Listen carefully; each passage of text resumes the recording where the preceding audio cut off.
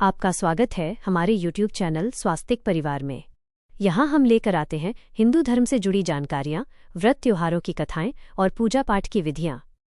तो भक्तों, आज के इस वीडियो में हम सुनेंगे शनिदेव की कथा। तो चलिए शुरू करते हैं। आज शनिवार का दिन है और इस दिन शनिदेव की पूजा की जाती है। शनिदेव की पूजा करने से शनिदेव प्रसन्न होकर अपने भक्तों के सभी कष्ट दूर करते हैं। जिनकी कुंडली में शनि दोष हो, शनि की 7.5 या ढैया हो, तो उन्हें शनिवार का व्रत रखकर शनिवार व्रत कथा अवश्य ही पढ़नी और सुननी चाहिए। शनिदेव की कथा के साथ ही शनि चालीसा का पाठ करने से सभी प्रकार के कष्ट दूर हो जाते हैं और शनिदेव की कृपा से भक्तों के अच्छे दिन शुरू हो जाते हैं। तो आज सुनिए शनिदेव की कथा और श्री शनि चालीसा पाठ। शनिदेव की कृपा पाने के लिए आज के इस वीडियो को लाइक करके आप कमेंट बॉक्स में शनिदेव की जय जरूर लिखिए। एक बार की बात है, सभी नवग्रहों यानी कि सूर्य, चंद्रमा, मंगल, बुध, बृहस्पति, शुक्र, शनि, राहु और केतु में विवाद छिड़ गया कि इन सब में बड़ा कौन है। सभी आपस में झगड़ा करने लगे और कोई निर्णय न मिलने पर सभी देवराज इंद्र के पास निर्णय कराने के लिए पहुंचे। सभी नवग्रहों को अपने सामने देखकर इंद्रदेव घबरा गए और उन्होंने निर्णय करने में अपनी असमर्थता जता दी, परंतु कहा कि इस समय पृथ्वी पर राजा विक्रमादित्य हैं, जो कि बहुत ही न्यायप्रिय हैं। वे ही आपके इस विवाद का निर्णय कर सकते हैं। तब सभी ग्रह एक साथ राजा विक्रमादित्य के पास पहुंचे और अपने विवाद के बारे में राजा को बताया, साथ ही उनसे निर्णय करने के लिए कहा। राजा विक्रमादित्य ने इस विवाद को बहुत ध्यानपूर्वक सुना। अब राजा इस समस्या से परेशान हो गए, क्योंकि वे जानते थे कि जिस किसी ग्रह को भी छोटा बताया जाएगा वही ग्रह क्रोधित हो जाएगा। तब राजा विक्रमादित्य को एक उपाय सूझा। उन्होंने स्वर्ण, रजत, कांस्य, पीतल, सीसा, रांगा, जस्ता, अभ्रक और लौह, इनसे 9 सिंहासन बनवाए और उन्हें इसी क्रम से रख दिया। फिर उन सबसे आग्रह किया कि आप सभी कृपया अपने अपने सिंहासन पर विराजें। जो भी अंतिम सिंहासन पर बैठेगा वही सबसे छोटा होगा।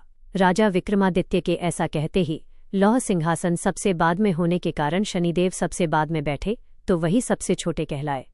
अब शनिदेव को लगा कि राजा ने ऐसा जानबूझकर किया है।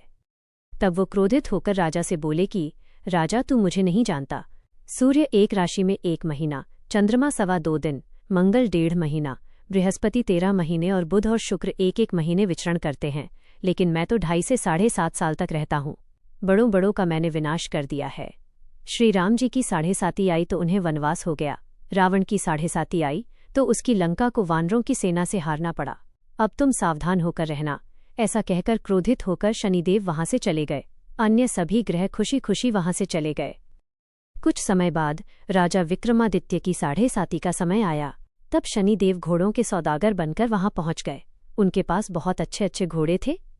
राजा ने जब ये समाचार सुना तो उसने अपने अश्वपाल को बहुत अच्छे घोड़े खरीदने की आज्ञा दे दी। उसने कई अच्छे घोड़े खरीदे और एक सबसे उत्तम घोड़े को राजा को सवारी करने के लिए दे दिया। राजा जैसे ही उस घोड़े पर बैठा, वो घोड़ा सरपट वन की ओर भागने लगा और भयानक वन में पहुंचकर वो घोड़ा अंतर्ध्यान हो गया। अब राजा विक्रमादित्य भूख प्यास से भटकते रहे। तब एक ग्वाले ने राजा को पानी पिलाया। राजा ने प्रसन्न होकर उसे अपनी अंगूठी दे दी। वो अंगूठी देकर अब राजा अपने नगर को चल दिए और वहां उन्होंने अपना नाम उज्जैन निवासी वीका बताया। वहां एक सेठ की दुकान में उन्होंने जल इत्यादि पिया, कुछ देर आराम किया। भाग्यवश उस दिन सेठ की खूब बिक्री हुई। सेठ बहुत प्रसन्न हो गया और बड़े प्रसन्न मन से वो राजा को भोजन कराने के लिए अपने साथ घर ले गया।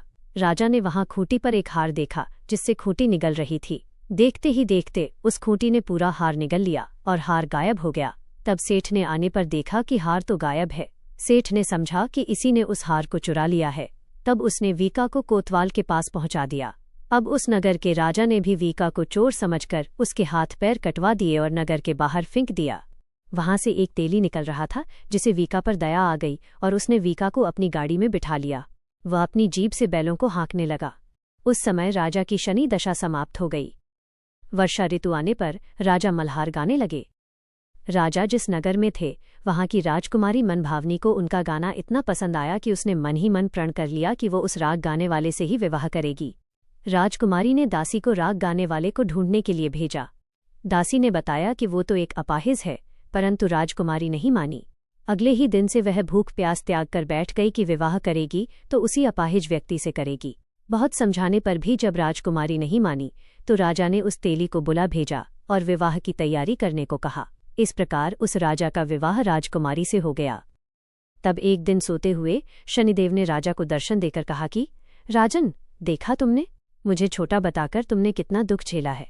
तब राजा ने शनिदेव से क्षमा मांगी और प्रार्थना करते हुए कहा कि हे शनिदेव, जैसा दुख आपने मुझे दिया है किसी और को मत दीजिएगा। शनिदेव मान गए और कहने लगे कि जो मेरी इस कथा को पढ़ेगा या सुनेगा और व्रत करेगा उसे मेरी दशा में कभी कोई दुख नहीं होगा। जो भी व्यक्ति रोज मेरा ध्यान करेगा और चींटियों को आटा डालेगा उसकी सभी मनोकामनाएं पूर्ण होंगी। तब शनिदेव ने प्रसन्न होकर राजा के हाथ पैरों को वापस ठीक कर दिया। सवेरा होने पर आंख खुलने पर राजकुमारी ने देखा तो वो हैरान हो गई। अपनी पहचान छुपाए हुए राजा ने राजकुमारी को बताया कि वो तो उज्जैन के राजा विक्रमादित्य हैं। ये बात जानकर सभी बहुत प्रसन्न हुए। सेठ ने जब सुना तो वो राजा के पैरों में गिरकर क्षमा मांगने लगा। राजा ने कहा कि वो तो शनिदेव का क्रोध था, इसमें किसी का कोई दोष नहीं। सेठ ने फिर भी निवेदन किया कि मुझे शांति तभी मिलेगी जब आप मेरे घर चलकर भोजन करेंगे। सेठ ने अपने घर तरह तरह के व्यंजनों से राजा का स्वागत सत्कार किया। साथ ही सबने देखा कि जो खूंटी हार निगल गई थी वही अब उसे उगल भी रही थी। सेठ ने बहुत सारी मोहर देकर राजा का धन्यवाद किया। सेठ ने राजा से अपनी कन्या श्रीकवरी से विवाह करने का निवेदन किया, जिसे राजा ने तुरंत ही स्वीकार कर लिया। कुछ समय बाद राजा अपनी दोनों रानियों मनभावनी और श्रीकवरी को सभी उपहार सहित लेकर उज्जैन नगरी को चल दिए। वहां सभी नगरवासियों ने नगर के बाहर आकर राजा और अपनी रानियों का खूब आदर सत्कार किया। सारे नगर में दीपमालाएं बनाई गईं, सभी द्वारों को खूब सजाया गया और सारा नगर जगमग करने लगा। तब राजा ने घोषणा की कि मैंने शनिदेव को सबसे छोटा बताया था, जबकि असल में तो शनिदेव ही सर्वोपरि हैं। तब से सारे राज्य में शनिदेव की पूजा और कथा नियमित होने लगी। सारी प्रजा भी खुशी और आनंद के साथ अपना जीवन बिताने लगी। जो भी कोई शनिदेव की इस कथा को पढ़ता है या सुनता है उसके सभी दुख शनिदेव की कृपा से दूर हो जाते हैं। व्रत के दिन इस कथा को अवश्य ही पढ़ना या सुनना चाहिए। यदि संभव हो तो सप्ताह के सभी दिन इस कथा का पाठ करना चाहिए। अब सुनिए श्री शनि चालीसा पाठ। जय गणेश गिरिजा सुवन मंगल करण कृपाल। दीनन के दुख दूर करी कीजय नाथ निहाल। जय जय श्री शनिदेव प्रभु सुनहु विनय महाराज। करहु कृपा हे रवि तनय राखहु जन की लाज। जयति जयति शनिदेव दयाला करत सदा भक्तन प्रतिपाला। चारि भुजा तनु श्याम विराजे माथे रतन मुकुट छवि साजे। परम विशाल मनोहर भाला टेढ़ी दृष्टि भ्रुकुटी विकराला। कुंडल श्रवण चमा चमचमके हिये माल मुक्त मणिदमके। कर में गदा त्रिशूल कुठारा पल बिच करे अरिहि संघारा। पिंगल कृष्णो छाया नंदन यम कौणस्थ रौद्र दुख भंजन। सौरी मंद शनि दशनामा भानुपुत्र पूजहि सब कामा। जा पर प्रभु प्रसन्न हो जाहि रंकहु राव करे छन माहि। पर्वतहु तृण होय निहारत तृणहु को पर्वत कर डारत। राज मिलत बन राम ही दीन हो कैकेयी की मति हरिलीन हो। वन में मृग कपट दिखाई मातु जानकी गई चुराई। लख नहीं शक्ति विकल करी डारा मच गयो दल में हाहाकारा।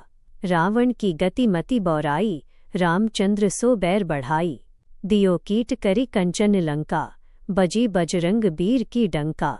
नृप विक्रम पर जब तू पधारा चित्र मयूर निगली गए हारा।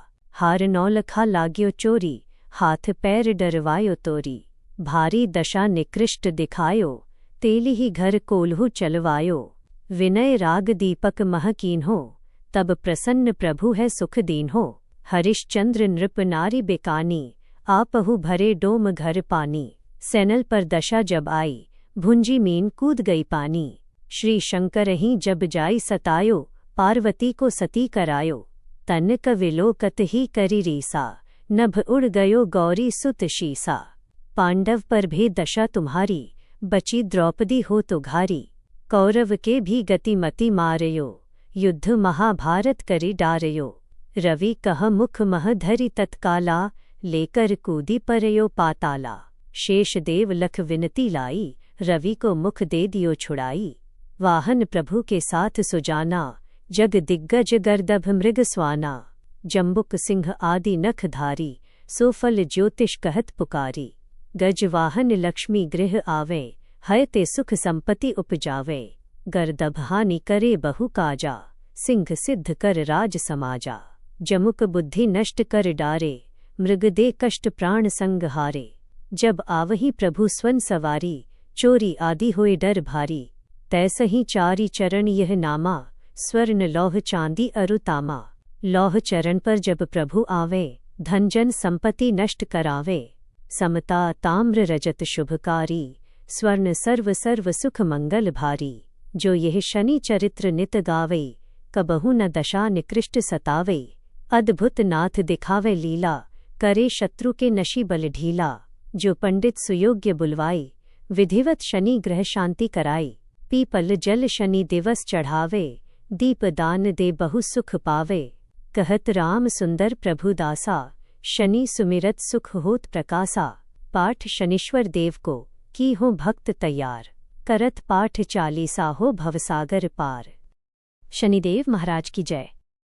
हमें उम्मीद है कि आपको हमारा ये वीडियो पसंद आया होगा और इससे आपको हिंदू धर्म, व्रत त्योहारों और पूजा पाठ से जुड़ी नई व उपयोगी जानकारी मिली होगी। अगर आपको हमारा वीडियो अच्छा लगा हो तो लाइक, शेयर और सब्सक्राइब जरूर करें और घंटी का बटन दबाएं ताकि हमारे आने वाले हर नए धार्मिक वीडियो की सूचना आपको सबसे पहले मिले। फिर मिलेंगे अगले वीडियो में एक नई आध्यात्मिक कहानी और भक्ति भरे संदेश के साथ।